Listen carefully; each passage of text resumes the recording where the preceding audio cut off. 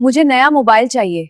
ठीक है, इस महीने सैलरी आएगी तो ले दूंगा, तुम परेशान ना हुआ करो। तुम्हारी जो सैलरी आती है ना, उसे घर का राशन ही बड़ी मुश्किल से आता है, मोबाइल कहाँ से आ जाएगा? वैसे भी मुझे सस्ता मोबाइल नहीं चाहिए। जैसा मोबाइल सोनिया के पास है, मुझे वैसा मोबाइल चाहिए। देखो जान, जरा हौसला रखो, बहुत जल्दी मेरी प्रमोशन हो जाएगी, फिर मैं तुम्हारे सारे शौक पूरे किया करूंगा, बस तुम परेशान ना हुआ करो। क्या यार, तुम्हें हर ख्वाहिश पूरी करने के लिए अपने शोहर के सामने भिखारी बनना पड़ता है। मुझे देखो, अपना कमाती हूँ, अपनी हर एक ख्वाहिश पूरी करती हूँ, मुझे कोई रोक टोक नहीं।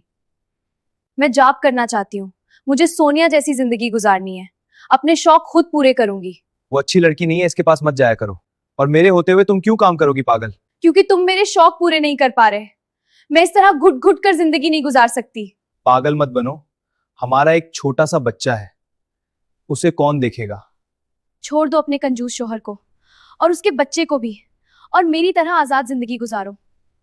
मुझे तुमसे तलाक चाहिए।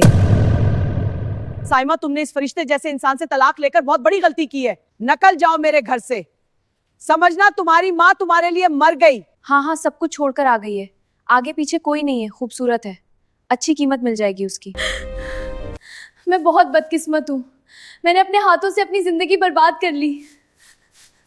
ये कहानी है साइमा की, जो दूसरों की चमक दमक देखकर ऐसा फैसला कर बैठी जिसने उसकी पूरी जिंदगी बदल दी।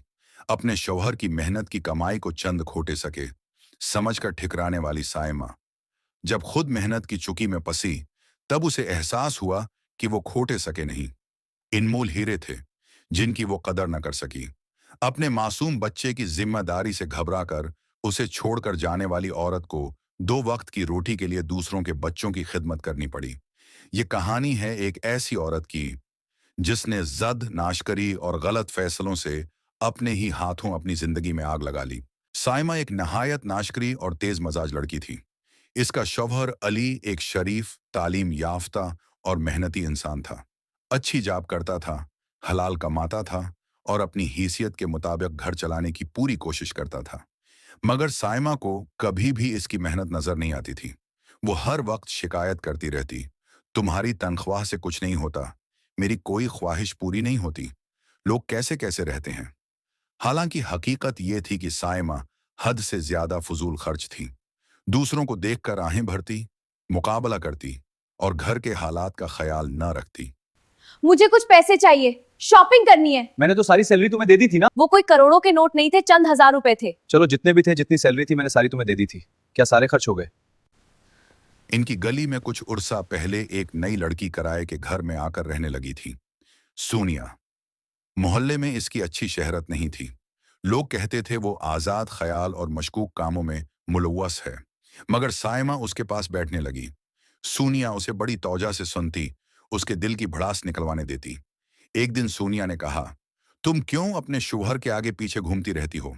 देखो मुझे, मैं खुद कमाती हूँ, आजाद हूँ, जो दिल चाहे खरीदती हूँ, कोई पूछने वाला नहीं। ये बातें साइमा के दिल में तीर की तरह लगीं। अब वो घर आकर अली से झगड़ती, सोनिया ने आज नया मोबाइल लिया, सोनिया ने नई ड्रेस ली, तुम मेरे लिए क्या करते हो?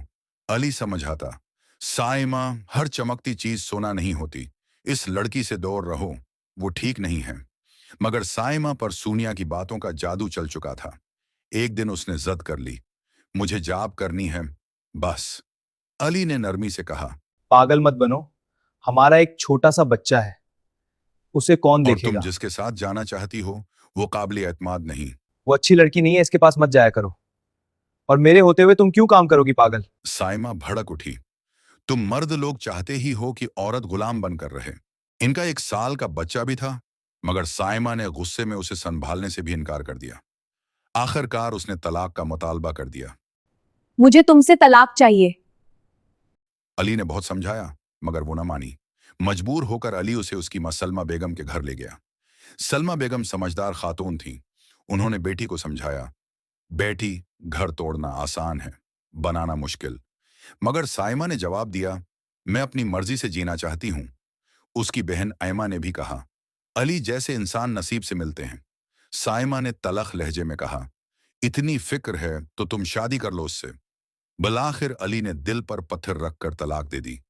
अब साइमा खुद को आजाद समझ रही थी। मां ने नाराज होकर कहा, साइमा, तुमने इस फरिश्ते जैसे इंसान से तलाक लेकर बहुत बड़ी गलती की है। निकल जाओ मेरे घर से। समझना तुम्हारी माँ तुम्हारे लिए मर गई। मेरे घर से भी चली जाओ। साइमा फौरन सोनिया के पास जा पहुंची। सोनिया ने उसे बड़े ख्वाब दिखाए, अच्छी जॉब, पैसा, आजादी, ऐश। चंद दिन वो बड़े मजे से रही। फिर सोनिया ने कहा, कल तुम्हारा इंटरव्यू है, बड़ी जबरदस्त जॉब। खुशी से साइमा को नींद न आई। रात को पानी पीने उठी तो सोनिया की आवाज सुनाई दी। वो फोन पर कह रही थी, हाँ हाँ, सब कुछ छोड़कर आ गई है। आगे पीछे कोई नहीं है, खूबसूरत है, अच्छी कीमत मिल जाएगी उसकी। हाँ, लड़की जवान है, खूबसूरत है, कनवारी बता देंगे, अच्छा रेट मिलेगा, आगे पीछे कोई नहीं है, उसके सब रिश्ते तड़वा दिए हैं, अब कोई पूछने वाला नहीं। अच्छा शिकार है तो कमीशन भी ज्यादा लूंगी। और हाँ, मेरी टिकट तैयार रखना, कल शाम कराची रवाना हो रही हूँ। साइमा के होश उड़ गए। वो बीच ही जाने वाली थी। वो खामोशी से कमरे में वापस गई। सारी रात जागती रही। फजर के वक्त उसने सोनिया के कमरे की कंडी बाहर से लगा दी और भाग निकली। जब वो माँ के घर पहुंची तो मंजर देखकर कांप गई। सलमा बेगम बस्तर मर्ग पर थीं। कमजोर आवाज में बोले, बेटी, तुम्हारी जद ने मुझे तोड़ दिया। साइमा रोती रही, माफिया मांगती रही। फिर पूछा, आयमा कहाँ है? माँ ने बताया, मैंने आयमा का निकाह अली से कर दिया, बच्चा भी संभल गया, अली की प्रमोशन हुई, वो सब दबी चले गए। ये सुनकर साइमा पर जैसे आसमान गिर पड़ा। उसी शाम माँ का इंतकाल हो गया। अब साइमा बिल्कुल अकेली थी, न घर, न सहारा, न पैसा, तालीम भी ज्यादा न थी। बहुत तलाश के बाद उसे एक प्राइवेट स्कूल में मामूली नौकरी मिली। नन्हे बच्चों को वॉशरूम ले जाना, साफ करना, संभालना।